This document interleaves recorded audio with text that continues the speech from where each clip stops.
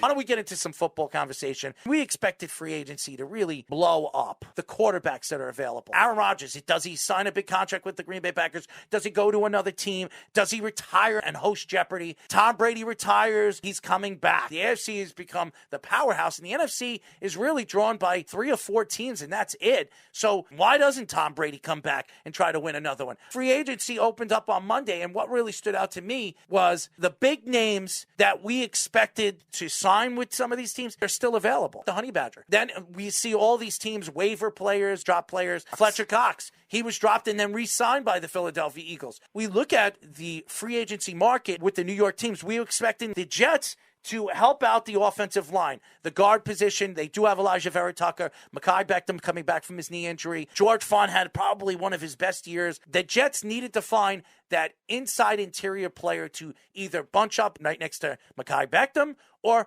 right next to George Fant. And why not go after, I believe, one of the best guards on the market, and that's Tomlinson from the San Francisco 49ers, Speedy. When they did this, it opened up the understanding of the value on what the Jets want to do. Run the ball first, throw the ball second. Great value for the Jets all around. Jordan Whitehead, a safety from the Buccaneers, they got for only $7 million a year. That'll help their run. Everybody thought that was a steal because a lot of teams were very interested in Jordan Whitehead. I thought he was going to get a bigger contract. He's one of the more underrated safeties in free agency. Laken Tomlinson, an undersized guard, but still a guy that can move around well for a scheme that relies on a lot of motion, a scheme that relies on a lot of the outside exotic running. So $14 million a year for him is a good value in that sense. And the 2 tight ends, they really got Uzomah and Conklin at good values as well. Uzama's more of a receiving tight end, really showed out finally with the Bengals this year. He never really got a full-time chance. Tyler Conklin, blocking tight end, but also did well in certain instances receiving this year in the middle of the season when Thielen was hurt, when Dalvin Cook was hurt. A reliable second or third option target for Minnesota. I expect the Jets to use him more as hybrid fullback tight end type role because they don't really have that power back that can block. Joe Douglas is continuing to show that he's getting good value. C.J. Reed, 3-year deal. I think that was a great value corner. Reed had a fantastic year for Seattle. A Seattle secondary that really started to play better in the second half, and it wasn't because of Jamal Adams. Reed was their number one guy, and now the Jets are bringing him in. The Jets going into this season will probably put him against the best wide receiver on the other team. But Bryce Hall was fantastic this year. He showed what he could do against some of the best wide receivers in the league. How many people could say that they could shut down Jamar Chase to only 35 yards in a game? Bryce Hall did do that in a game this year, and they won that game as well. If you look at the numbers against some of the top wide receivers this year, especially in the first half, he was a shutdown corner. I expect Bryce Hall to take leaps ahead. You have Carter, the corner that was playing hurt all season long. They are stacked when it comes to the safety position and the corner position. Now, they could go after Kyle Hamilton in the draft. He could be the best player in this year's draft, but I think the Jets need to look at the pass rush position. They did add the Texan pass rusher, Jacob Martin, but he's not an every down player. I think they need to find an every down player like a Thibodeau. If Thibodeau falls to them at 4, I can't see the Jets passing up on him. They need that other edge rusher. Now, I don't think the Jets are done, and I think Joe Douglas is really one in this free agency market because he didn't overpay any player. We see C.J. Mosley, McCagnon, before the Jets parted ways with him, he gave Mosley a 6-7-year deal. I don't see Joe Douglas ever doing that. I think the biggest contract I've ever seen Joe Douglas give was a 4-year deal where he can actually buy out in the second year. All these contracts, he could buy out either the first year if they're not good or even a second year. So the Jets are still going to have a lot of money next year. The Jets are trying to form what this team is, their identity is, especially what's going on right now in the Kansas City division. You look at Davante Adams gets traded to the Las Vegas Raiders. You add him with Waller, you add him with Jacobs. Him and Derek Carr played together in college. Davante Adams, 29 years old, giving up a first and a second. I think that was a steal. I don't know why Davante Adams decided to leave Green Bay. I think Green Bay could have matched that contract. Maybe him and Aaron Rodgers weren't getting along in the locker room. But Las Vegas needed to make a big splash to add a wide receiver, and they got the best wide receiver available. Yeah, the first and a second round pick for Davante Adams, considering what other top wide receivers have gotten. The Jets got a first, 2 firsts, and a third for Jamal Adams. That's a steal. You got to hope that 29 years old, he doesn't start regressing, but he hasn't Jordy regressed Nelson, at all. remember that. Yeah, he hasn't regressed at all yet. Now, here's the difference with that. The Raiders brought him in off a torn ACL towards the end of his career. Jordy Nelson was 33 years old. Now, I bid on him in fantasy that year. I was wrong. But still, nevertheless, they brought in some ex-Packers wide receivers with Nelson, with James Jones. Davante Adams is still in the peak of his career right now and really hasn't had many injury issues. He had a couple in the 2018 season when Aaron Rodgers was also playing hurt too, and that team had a lot of trouble in the second half of the season. But still, beyond that, He's really been durable throughout his career. Now, again, will they be able to use him right? I still don't trust Josh McDaniels as a head coach, but again, he's done well with offense too. Now, the Patriots scheme with McDaniels is still more tight end and running back oriented. That benefits a guy like Josh Jacobs and Darren Waller a little more. But Devontae Adams is still somebody they need to take away attention from top players because their receiving depth last year really had a lot of issues, and they had to have like new guys step up every week. And don't forget about Renfro, right, who really broke out last year as a Pro Bowl player, fantastic slot receiver, and you could put him on the outside. He's only going to get better. Josh McDaniels loves those small wide receivers, Julian Edelman, Wes Welker, and Renfro is better than both of them, I think. I think Renfro's only going to get better. If you don't remember Renfro from Clemson, the national championships, everybody forgets how good Renfro was in college. He's getting even better in the NFL. I think he's a fantastic player, fantastic piece to the puzzle. And they needed Devontae Adams, especially what the Chargers have done. They traded for Khalil Mack. They brought in J.C. Jackson from the New England Patriots to solidify that secondary, which is loaded, by the way. Absolutely loaded with Derwin James, who's going to go into the season very much healthy. Last year, he didn't go into the season healthy. He came in like the fifth or fourth game, so he missed a lot of the season. Figured out with a new coach. The weakest part of the Chargers is their coach. I think this team is the most talented team in the NFL, from special teams to quarterback to defensive line to secondary to the offensive line, which Slater was one of the best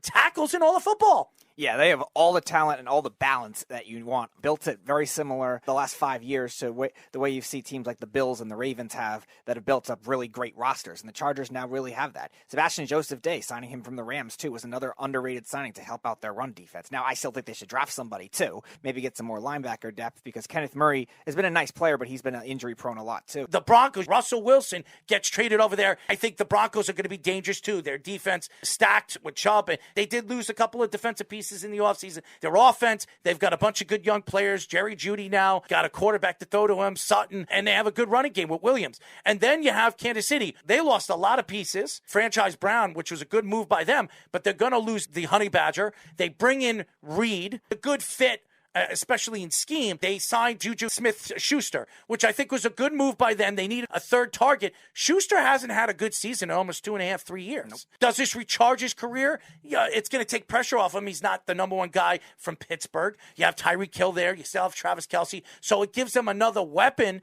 but they have gotten worse. Out of all the teams in this division, Kansas City has gotten worse. I expect the other three teams to take a move forward, and I'm not saying Kansas City is going to take a dip, but going to take it a little dip because they're not even the most talented team in that division. No, the Chargers are the most talented. It's just a matter of the coaching, like you were saying, with their coordinators. I trust Staley a little more than you, but the Chiefs have Andy Reid, so that'll elevate them a little more. The Broncos are balanced too. They brought in a couple of defensive pieces as well to help out, and again, those skill players are definitely going to benefit a lot from Russell Wilson. So this division is going to come down to the balance approach of the Chargers or Broncos or the Chiefs and the Raiders who did more quick fixes. And how about the AFC North? Pittsburgh added a quarterback and Mitchell Trubisky. Mitch deserves another chance. If Mitch doesn't succeed in Pittsburgh, he's done. He'll always be a back. I think Mitch has a lot left in him. He's still fairly young. I think Mitch is going to prove a lot of people wrong. And how about the trade yesterday that sent DeShaun Watson to Cleveland? He gets a $235 million contract, $140 million guaranteed. DeShaun Watson, before he got suspended, he's been out for 2 years, was a top 3 quarterback in the league. I picked him over Patrick Mahomes. I thought DeShaun Watson, before he missed the last 2 years, was the best quarterback in the NFL. Now Cleveland adds a star quarterback. They give him a lot. They give up 3 first rounds for him. I think it was definitely worth it. It's going to take him a year to figure out the offense. It's going to take him a year to get back into the speed of the game. If anybody could do it, it's Deshaun Watson. I think he's a multi-talented player, a sensational player. When you look at that division, Lamar Jackson's there. Baltimore got better too. Now, they didn't sign Smith. There was something going on with that contract. So Smith is still available. They added the best safety in all of football in Marcus Williams. He goes over there to a very strong secondary. I expect Lamar Jackson and that Baltimore Raven team to be one of the top teams in the league and one of the top teams in the AFC. Where does Baker Mayfield go now? Indianapolis would be the best fit for him. Frank Wright, if there's anybody that can help Baker Mayfield, Carson Wentz didn't do very well in the locker room, very strong personality, Baker is even a stronger personality, but he's not a guy that really puts down his players. He's never had a problem with any of his players except, I believe, Odell Beckham. But I think Baker Mayfield going over there to Indianapolis would be a great fit. Maybe Seattle, another team that has a lot of weapons that might be still ready to win now. I mean, with DK Metcalf there and Tyler Lockett, why not add a Baker Mayfield over there, a personality over there that could give this team a little bit more exciting season instead of a bad season with Drew Lock, who probably is not going to get you to the next level. And then there's the AFC East. Buffalo, I think, they have gotten worse. They lost a lot of veterans on that defensive line. So what did they do? They overpaid a veteran, 33 years old, $120 million in Von Miller. Now, do I think Von Miller could still be a top pass rusher in this league? Last year, he had 9 sacks, and in the playoffs, 3 sacks. So, but he's going to get older. And a 6-year deal, $120 million contract, where you strap yourself on to that contract for the next 2 or 3 years, it's going to hurt your salary cap next year when you're going to try to bring in free agents. All these teams have gotten better in the AFC, where if you don't win this year, you're going to have to give away pieces. You're not going to be able to bring in free agents. That window of winning is gone. And we've seen this with Buffalo in the 90s. With Jim Kelly. They had a window of winning. They went to 4 Super Bowls in a row, and they didn't win 1. And Josh Allen's a sensational player, deserves all the accolades. I think he's one of the top 5 quarterbacks in the league. But where is this team going with all the losses that they had and now signing Von Miller? They need a running back. Are they going to go after Saquon Barkley? What are they going to have to give up for Saquon Barkley? Out of all the losers of the AFC, it's Buffalo. Buffalo really swung for the fences with Von Miller. The last move they're going to be able to make this offseason. So they're going to hope Von Miller could help mentor those 3 younger pass rushers that they have. Can't bolster anything else. They have to really hope their team stays healthy because they're not going to be able to have room to add depth. Definitely a swing for the fences move to try to beat the Chiefs, maybe beat the Bengals. Beat the Chiefs? The Chiefs aren't the team to beat now. No, but it's just the team that's hindered them in the The Chiefs might not even make the playoffs they'll this make year. the playoffs. In that division? It's going to be hard, but I think they'll still make the playoffs. The Las Vegas Raiders are going to be good. Broncos are going to be good. The Chargers are going to be good. 3 wildcard teams that can make the playoffs. I expect all 3 of those teams to make the playoffs. But I don't know because you have the Patriots in the AFC East. Now the AFC North, you have DeShaun Watson with Cleveland.